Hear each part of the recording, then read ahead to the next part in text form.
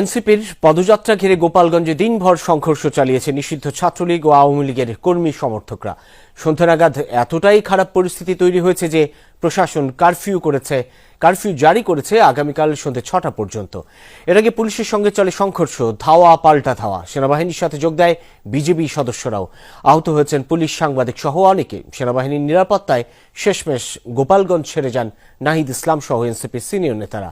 সংঘর্ষের ঘটনায় ৩ জনের মৃত্যুর খবর পাওয়া গেছে হাসপাতাল সূত্র থেকে।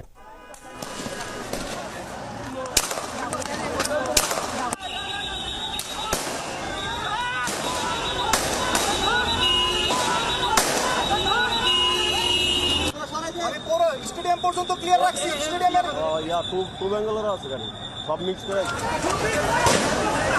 সমাবেশ শেষ করে মাদারীপুর যাওয়ার পথে এনসিপি নেতাদের গাড়িবহরে ছাত্রলীগ, যুবলীগ সহ আওয়ামী লীগ কর্মীদের হামলা। পুলিশ সুপার কার্যালয়ে ঢুকে যান এনসিপির কেন্দ্রীয় নেতারা। ততক্ষণে পুলিশের উপর দফায় দফায় হামলা চালায় আওয়ামী লীগ কর্মীরা। পরিস্থিতি নিয়ন্ত্রণে অ্যাকশনে যায় পুলিশ। দফায় দফায় চলে সংঘর্ষ। পুলিশের দিকে ইটপাটকেল ও হাত বোমা নিক্ষেপ করে তারা। পুরো ঘটনার সঙ্গে ছিলেন যমুনার সহকর্মীরা। এ সময় হামলায় আহত হন যমুনা টেলিভিশনের গোপালগঞ্জ প্রতিনিধি মোজাম্মেল হোসেন মুন্না ও ভিডিও জার্নালিস্ট রেজওয়ান আহমেদ। ঘটনাস্থল থেকে সারা দিন বিস্তারিত তথ্য জানান home affairs editor Abdullah Tuhin. সমাবেশে যেখানে হচ্ছিল সমাবেশ, অর্থাৎ পৌর প্রাঙ্গণে যে সমাবেশটা হচ্ছে, সমাবেশের চৌরঙ্গি মোড় থেকে এনসিপি নেতৃবৃন্দ সমাবেশ শেষ করে যখনই সেনা এবং পুলিশ বেষ্টিত হয়ে চলে যাচ্ছিলেন, ঠিক সেই মুহূর্তে গাড়িতে চৌরঙ্গি মোড়ের চারদিক থেকে অতর্কিত হামলা করা হয়েছে এবং সেই হামলাকারীদের আমরা এখনো দেখছি। সেই হামলাকারীরা অতর্কিত হামলা চালানোর ফলে পুলিশ প্রতিরোধ করেছে, প্রথমে টিকতে পারেনি এবং শেষ পর্যন্ত সেনাবাহিনীর সদস্যদের উপর হামলাকারীরা হামলা করেছে।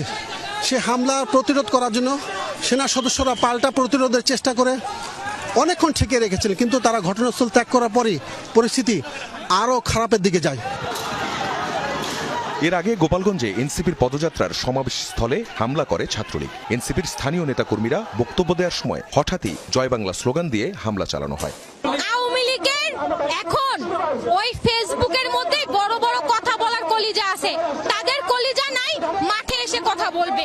তারা বিদেশে বসে এক একটা স্ট্যাটাস দেয়, এক একটা অর্ডার করে, আর এইখানে যারা কিশোর গ্যাং, যাদের কর্মসংস্থান নাই, যারা বেকার, যারা নেশাগ্রস্ত, হ্যাঁ, তারা শুধুমাত্র কিছু টাকার বিনিময়ে এসে এই ধরনের ঘটনা ঘটায়। এরকম একটা জনসমাবেশে তারা মিনিমাম কোন নিরাপত্তা আমাদেরকে নিশ্চিত করতে পারে নাই। এখানে যদি প্রোগ্রাম চলাকালীন অবস্থায় তারা যদি আমাদেরকে উপর একটা আমাদের হামলা হইতো, এই কারবার আওয়ামী সংগঠনের সন্ত্রাসীগুলো এখানে এসে হামলা করেছে। তার দেখতে পাচ্ছেন পুলিশরা এর কোনো প্রতিহত করে নাই, আমাদের উপরে ভম নিক্ষেপ করেছে, আমাদের উপরে ভম নিক্ষেপ করেছে। ওখান থেকে পুলিশ কোনো প্রতিহত করে নাই। তার কিছু পরেই গোপালগঞ্জে প্রবেশ করে এনসিপির কেন্দ্রীয় নেতারা, যোগ দেন সমাবেশে। নাহিদ ইসলাম বলেন, দ্বিগুণ গতিতে এ বাধার জবাব দেবে এনসিপি। এই গোপালগঞ্জের মুজিববাদীদের মাটিতে দাঁড়িয়ে আমরা ঘোষণা করছি, ওই মুজিববাদের রাস্তায় ভেঙে দাও, গড়িয়ে দাও। ওই হিংস্র সন্ত্রাসীদের বলতে চাই, আমরা আপনাদের মতো হিংস্র নই, কিন্তু প্রতিশোধ দিতে আমাদেরকে বাধ্য করবেন না। গণ অভ্যুত্থানের মধ্যে আমরা বলেছিলাম, বাধা দিলে বাঁধবে লড়াই, সেই লড়াইয়ে জিততে হবে এবং সেই লড়াইয়ে আমরা জিতেছিলাম। আজকে আবারও বাধা দেওয়া হয়েছে, দ্বিগুণ গতিতে এর জবাব আমরা দিব ইনশাআল্লাহ। গোপালগঞ্জ থেকে মুজিববাদের কবর রচনার ঘোষণা আর স্লোগান দিতে থাকেন এনসিপি নেতারা।